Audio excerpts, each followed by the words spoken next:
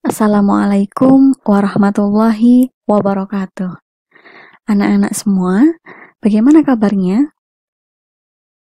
Insya Allah semua baik-baik saja ya.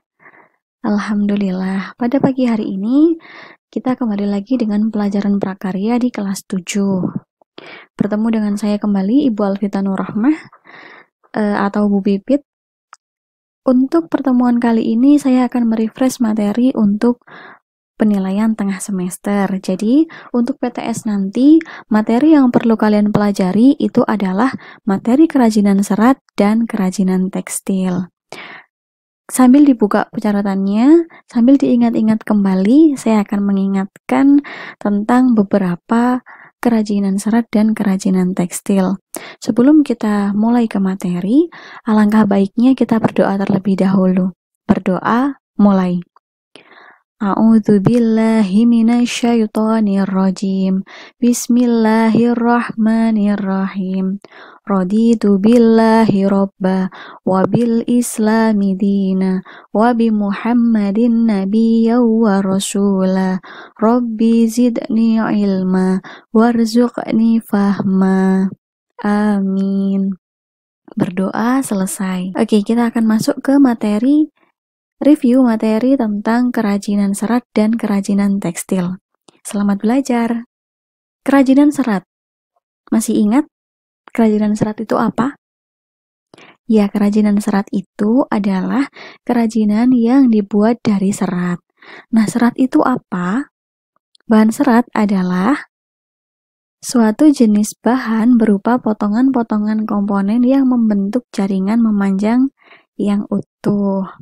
Jadi, kerajinan serat ini adalah semua kerajinan yang terbuat dari bahan serat, khususnya serat alam.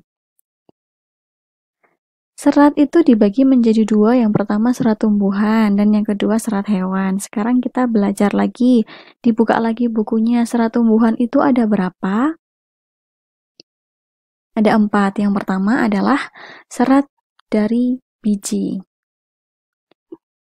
Serat dari biji, contohnya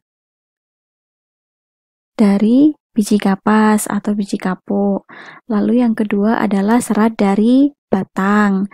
Serat dari batang contohnya serat dari batang anggrek, serat dari batang melinjo, lalu batang enceng gondok, dan lain sebagainya.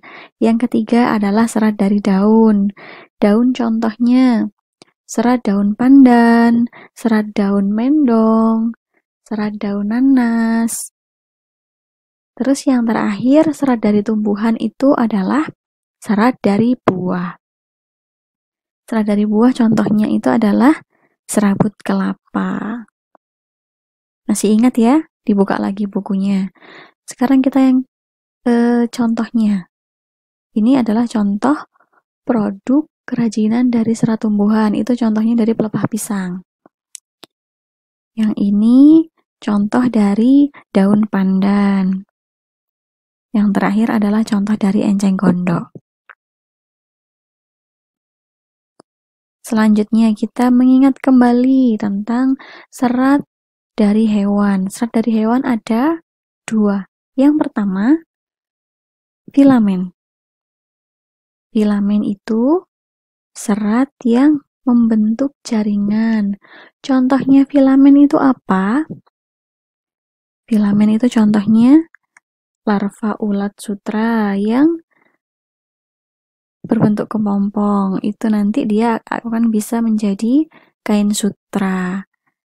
Yang kedua adalah stapel. Kalau stapel ini adalah serat yang berbentuk rambut hewan. Contohnya bulu domba, alpaka, kelinci, dan lain sebagainya. Ini adalah contoh hasil produk kerajinan dari hewan. Yang bagian A itu adalah contoh dari serat stapel atau dari bulu hewan. Yang B itu adalah kain sutra yang terbuat dari kepompong. Untuk selanjutnya kita mengulas kembali tentang pengolahan bahan serat. Pada intinya pengolahan bahan serat itu terbagi menjadi 4. Yang pertama, pemintalan benang. Dari serat itu dipintal dulu. Lalu yang kedua adalah penggulungan benang. Setelah digulung, dia ke proses pencelupan warna. Dan yang terakhir adalah proses penenunan. Sambil mendengarkan materi, kalian jangan lupa sambil dibuka catatannya biar ingat lagi. Untuk proses produksi bahan serat, yang pertama, dia menggunakan teknik menenun. Yang kedua, teknik menjahit. Dan yang terakhir adalah mengikat. Sekarang kita ulas tentang kerajinan tekstil. Masih ingat kan kerajinan tekstil itu apa? Kerajinan tekstil merupakan karya seni atau kerajinan yang dibuat dari bahan utamanya tekstil. Jadi semua kerajinan yang bahan utamanya tekstil itu namanya kerajinan tekstil. Apa saja kerajinan tekstil? Busana, topi, tas, dan lain sebagainya. Semua yang terbuat dari tekstil itu adalah kerajinan tekstil. Nah, tekstil ini terbuat dari serat. Jadi dia serat dibentuk menjadi benang dengan proses pemintalan tadi. Setelah jadi benang, dia ditenun menjadi kain. Selanjutnya kita ke teknik dalam pembuatan kerajinan tekstil. Teknik ini ada dua. Yang pertama adalah struktural teknik dan yang kedua adalah dekoratif teknik. Apa perbedaannya? Kalau struktural teknik, dia itu susunan garis, bentuk, warna, tekstur, itu semuanya dibuatnya dari awal. Kalau dekoratif teknik, itu adalah sentuhan atau perlakuan yang diberikan pada permukaan. Jadi, kalau struktural kita membentuknya dari awal kita membuat kerajinan, kalau dekoratif teknik, kita hanya memberikan sentuhan atau hiasan.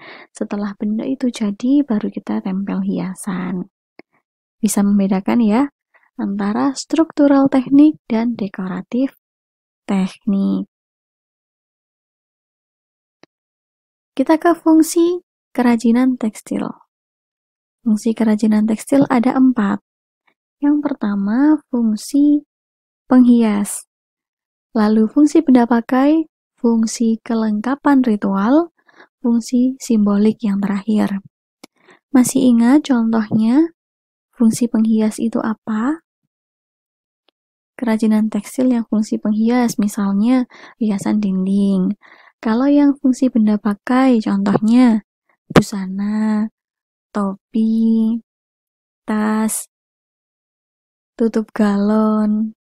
Ya, terus selanjutnya itu adalah fungsi kelengkapan ritual. Contohnya adalah bahan tenun ulos ya kemarin. Kalau yang simbolik itu contohnya bisa tenun, batik, atau motif yang lainnya yang dia motifnya ada simbol-simbol tertentu. Lalu prinsip bahan kerajinan tekstil. Yang pertama ada keunikan bahan kerajinan. Keunikan bahan kerajinan ini tergantung kalian. Bahan kerajinan tekstil kan bermacam-macam ya. Ada benang, ada kain. Benang pun bermacam-macam, kain juga bermacam-macam. Jadi ini boleh dipadu-padankan. Lalu yang kedua adalah keterampilan tangan. Keterampilan tangan itu adalah teknik yang digunakan. Boleh dengan teknik struktural, boleh dengan teknik dekoratif. Selanjutnya adalah unsur estetik pasti, dan yang terakhir adalah unsur hiasan. Unsur hiasan ini apa yang menarik dari kerajinan kalian? Kita ke macam-macam kerajinan tekstil. Saya mengulasnya sedikit-sedikit sambil kalian membuka catatan ya. Sambil diingat-ingat kembali, kerajinan tekstil ada 4. Yang pertama tapestri, lalu batik, sulam, dan yang terakhir adalah jahit aplikasi. Masih ingat bentuknya ini seperti apa? Saya kasih sedikit contohnya. Gambar yang pertama ini adalah gambar tapestry, menenun, atau mengenyam. Yang kedua adalah contoh dari batik. Batik ini ada dua teknik. Yang pertama, dia menggunakan batik tulis atau dicanting. Yang kedua, dia adalah batik cap. Batik tulis itu apa? Batik cap itu apa? Dilihat lagi di buku catatannya ya. Yang ketiga ini adalah sulaman. Sulaman dibagi menjadi 3. Yang pertama, sulaman datar. Yang kedua, sulaman bayangan atau terawang. Dan yang ketiga adalah sulaman timbul. Apa perbedaannya? Ini pernah muncul ya di soal evaluasi. Yang perbedaannya itu adalah kalau datar itu berarti dia menggunakan benang yang tipis, seperti gambar ini. Kalau sulaman bayangan atau sulaman terawang itu dia menggunakan kain yang tipis. Jadi disulamnya pada bagian belakang, pada bagian depan dia hanya terlihat bayangannya saja. Kalau yang terakhir adalah sulaman timbul, sulaman yang teksturnya mengikuti bentuk yang kita buat. Kita membuat bentuk bunga, dia juga membentuk tekstur bunga. Nah, itu menggunakan material apa? Dia bisa menggunakan benang yang lebih besar atau menggunakan pita yang disebut dengan sulaman pita. Ini yang terakhir adalah jahit aplikasi. Banyak sekali tekniknya. Kalau yang di gambar ini salah satu tekniknya adalah kita memotong motif dengan bahan lain lalu ditempelkan ke kerajinan kita, baru disulam menggunakan tusuk Weston. Kalau manual kita menggunakan tusuk Weston. Kalau menggunakan mesin kita menggunakan mesin bordir. Oke, sekarang kita masuk ke proses produksi bahan kerajinan. Proses produksi bahan kerajinan ini berlaku pada kerajinan tekstil dan kerajinan serat. Jadi, kerajinan tekstil dan kerajinan serat itu proses produksinya itu harus ada 5 ini. Yang pertama harus ada utility atau kegunaannya itu apa. Yang kedua adalah safety, keamanannya. Benda kerajinannya tidak boleh membahayakan penggunanya. Yang ketiga adalah flexibility atau keluasan. Yang keempat, estetik, keindahan. Dan yang terakhir adalah comfortable atau kenyamanan. Jadi, semua bahan kerajinan itu harus meliputi 5 ini. Ini berlaku pada kerajinan tekstil dan kerajinan serat. Selanjutnya yang terakhir ini adalah fungsi kemasan. Kemasan. Kenapa kemasan ini penting? Karena produk kerajinan kita, misalkan kita punya produk kerajinan terus tidak dibungkus. Nah, itu kan tidak menarik dan yang pertama tidak menarik, yang kedua dia akan mudah kotor, terkena debu atau dia terkena kotoran. Kalau dia dikemas dengan baik dan rapi, otomatis kan dia melindungi produk, menjual produk itu sendiri, memperindah produk kerajinan kamu dan mempermudah kegunaan produk. Misalkan kamu punya tas yang sudah dihias dengan sulaman pita. Lalu kalian bungkus dengan plastik warna hitam. Tidak menarik kan ya? Lalu bagaimana caranya kamu membuat kemasannya? Kenapa kemasan ini menjadi penting? Misalkan, kamu membuat kemasannya itu di dalam kardus, tetapi pada bagian hiasannya itu kamu kasih mika, jadi dia terlihat hiasannya. Itu kan berbeda. Dia terlihat lebih menarik. Dia sama-sama melindungi produk, tetapi dia lebih memperindah. Begitu ya, jadi fungsi kemasan ini penting. Nah, untuk kalian yang belum mengumpulkan tugas kerajinan serat, segera dikerjakan. Lalu jangan lupa dipikirkan juga kemasannya seperti apa. Entah dibungkus plastik yang rapi, atau dibungkus mika, atau dibuatkan kemasan yang lainnya yang menurut kalian itu bagus untuk produk kerajinan kalian. Itu juga akan menambah nilai kerajinan serat kalian. Untuk tugas kerajinan serat, saya tunggu maksimal hari Sabtu ya.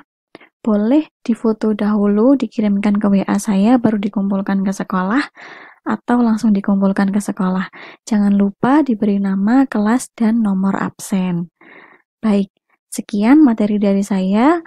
Untuk kalian, selamat belajar. Semoga nanti PTS-nya lancar dan nilainya semuanya baik. Amin. Sebelum saya akhiri, mari kita baca hamdalah bersama-sama. Alhamdulillahirabbil alamin. Oke, kurang lebihnya saya mohon maaf. Wassalamualaikum warahmatullahi wabarakatuh.